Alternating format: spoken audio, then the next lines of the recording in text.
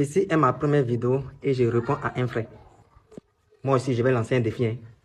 Écoutons très bien. Vous n'allez pas m'interdire de parler à Allah comme je veux, dans la langue que je veux. C'est tout à fait légitime. Si Dieu ne peut pas comprendre mon sénoufo dans lequel il m'a créé là, c'est qu'il n'est pas Dieu. Si Allah il ne peut pas comprendre mon djoula, mon bambara que je parle, c'est qu'il n'est pas Dieu. Vous lisez des sourates, vous n'en comprenez absolument rien. Vous ne savez même pas ce que ça veut dire. La prière, ce n'est pas de la gymnastique. C'est un moment d'intimité intense entre la créature et son créateur. Et quand je dis dans ma vidéo précédente que l'on a tout à fait le droit d'invoquer Dieu, d'invoquer Allah dans sa langue, ça vous dérange parce que pour vous, votre seul et unique argument, c'est que vu que le Coran a été révélé en arabe et qu'on doit impérativement lire les versets coraniques en arabe pour ne pas dénaturer le sens ou pour ne pas retirer la quintessence du verset. Et pourtant, vos imams, nos imams en Afrique ici, qui ne sont pas arabes, quand ils lisent le Coran pendant la prière, quand vous écoutez là, vous êtes à l'aise avec ça. Au lieu de Wala Dolin, on entend le Wala Zwalin. Au lieu de Idaja Nasrullah, on entend le Ijaja Nasrullah. Pourquoi ça, vous ne parlez pas de ça? Ça ne dénature pas le sens. On a des gens, pendant le mois de Ramadan, ils vont s'arrêter dans la mosquée. Je suis d'accord que Allah récompense l'effort qui est de se tenir debout. Mais quelqu'un qui va s'arrêter dans une mosquée, pendant les 10 nuits, il a arrêté du début jusqu'à la fin, il ne comprend pas un seul mot, mais un seul de ce qui est dit. Je vais vous faire un dessin. Les Arabes chez eux, pendant les 10 dernières nuits du mois béni de Ramadan, après les sourates là, ils invoquent Dieu en leur disant tout ce qu'ils veulent. Pendant la prière, hein, mais c'est dans leur langue, parce que c'est l'arabe. Donc pour vous, c'est légitime. Il va dire, Dieu, notre pays, ça ne va pas, il faut que notre pays, ça puisse aller. Notre économie, ça ne va pas, il faut que ça puisse aller. Il y a la guerre, il y a la maladie, il faut que...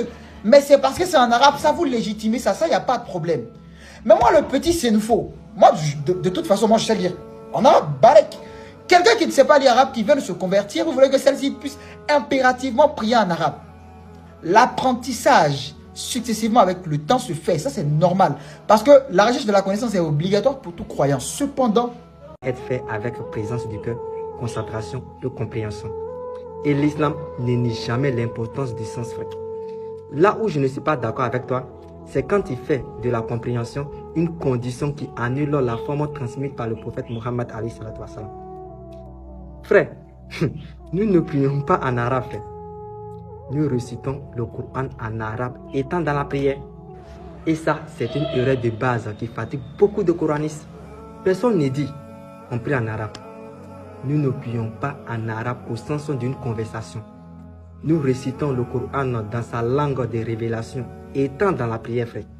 C'est deux choses différentes.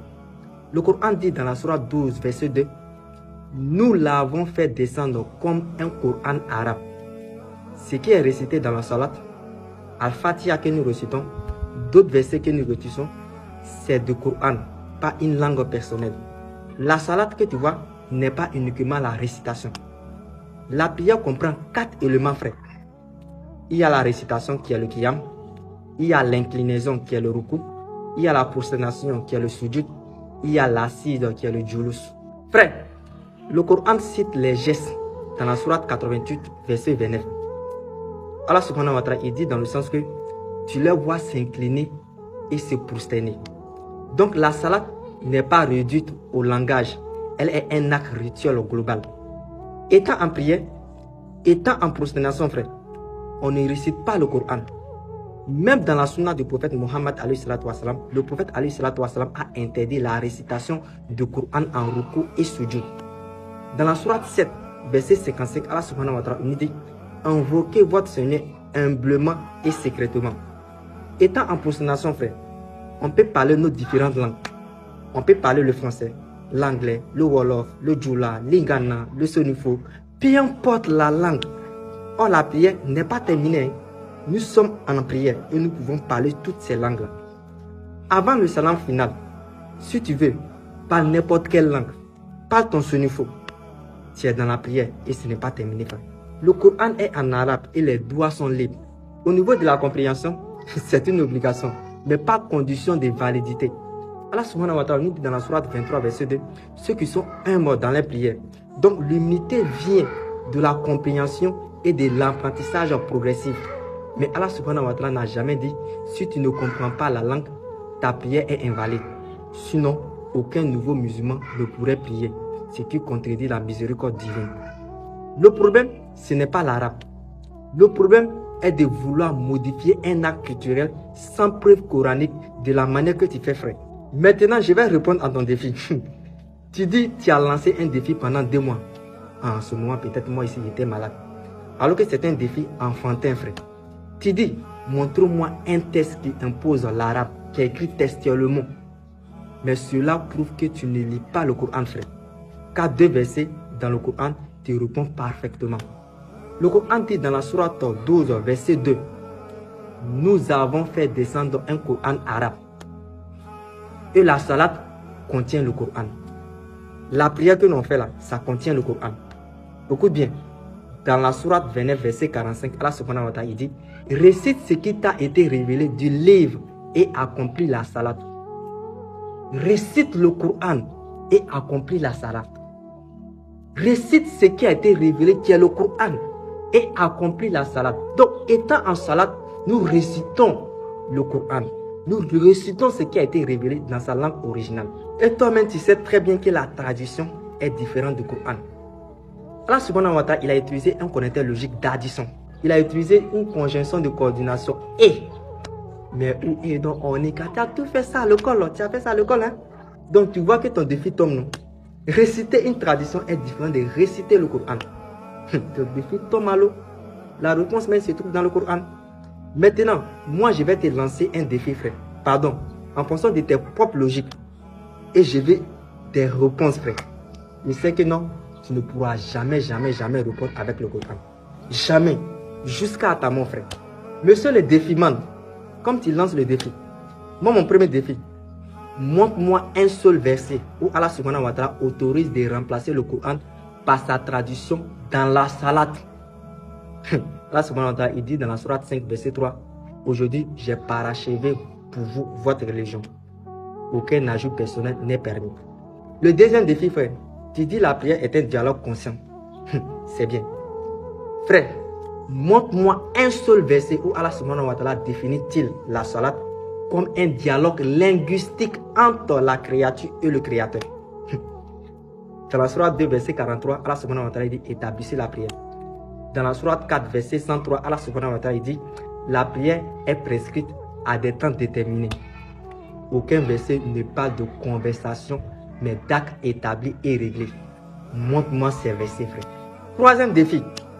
Tu affirmes que la compréhension linguistique est une condition. Frère, montre-moi un seul verset dans le Coran où Allah subhanahu wa ta'ala dit-il que la validité de la salade dépend de la compréhension de la langue. Dans la sourate 2, verset 286, Allah subhanahu wa ta'ala dit qu'Allah n'impose à aucune âme plus que ce qu'elle peut supporter. Dans la sourate 64, verset 16, Allah subhanahu wa ta'ala dit craignez Allah selon votre capacité. La condition, la validité à l'arabe contredit ces versets. Défi 4, frère. Tu as cité un verset qui se trouve dans la sourate 4. Dans la sourate 4, verset 43, Allah subhanahu wa ta'ala, il partit d'ignorance linguistique ou d'ivresse. Parce que quand tu lis ces versets, frère, c'est écrit, n'approchez pas la prière alors que vous êtes ivre. Le mot-clé est soukara, ivre, pas non arabe. Cinquième défi, frère. Tu as cité la sourate 107, verset 4 à 5. Question. Où est-il écrit dans la sourate 107, verset 4 à 5 que la négligence signifie prier sans comprendre l'arabe? Dans le verset suivant même, le verset 6, Allah subhanahu wa ta'ala, il dit, ceux qui prient pour être vus. Le contexte est l'ostentation, pas la langue. Si négligent égale à ne comprend pas l'arabe, alors tous les noms arabes sont condamnés. Ce qui mène à l'absurdité. Défi 6, tu as dit que la prière est un pilier. Tu as dit, hein? La salade, elle est importante, elle est indispensable, elle fait partir des piliers. Cependant, verset exact. Moi, ma question, c'est direct. Montre-moi un seul verset, frère, où Allah subhanahu wa ta'ala dit, où Allah subhanahu wa ta'ala appelle la salade pilier de l'islam dans le Coran. Cette expression, pilier de l'islam. Qui dit non, la prière est un pilier de l'islam. Cette expression, je veux voir textuellement de la manière dont tu as dit. Tu es coraniste. C'est une expression qui est absence de Coran, frère. Défi 7. Selon toi, on peut prier dans n'importe quelle langue. Question. Donne-nous un seul verset, frère, dans le Coran où Allah subhanahu wa ta'ala autorise-t-il à remplacer le Coran par sa traduction dans la salat. Et tu sais très bien que traduction est différente de révélation. On entend ces versets. Hein? C'est un défi. C'est toi qui as lancé les défis. Défi numéro 8. La salat contient-elle des gestes? Oui ou non? Si tu dis oui, si ça contient des gestes, question. Pourquoi Allah subhanahu wa ta'ala mentionne-t-il ruku et sujud si la prière n'est qu'un dialogue? Pourquoi? Dans la sourate 2, verset 43, Allah subhanahu wa ta'ala dit inclinez-vous et prosternez-vous. Dans la sourate 48, verset 29, Allah subhanahu wa ta'ala dit tu les vois inclinés et prosternés. La salat est gestuelle et codifiée aussi. Frère, il faut nous montrer un seul verset dans le Coran. Tu as cité beaucoup de choses, frère. Montre-moi les versets exacts. Sinon, je reconnais que ce sont des interprétations personnelles. Allah subhanahu wa ta'ala dit apportez votre preuve si vous êtes véridique. Le Coran demande des preuves, pas des slogans spirituels. Parce que ce que tu enseignes n'est écrit nulle part tel que tu le dis.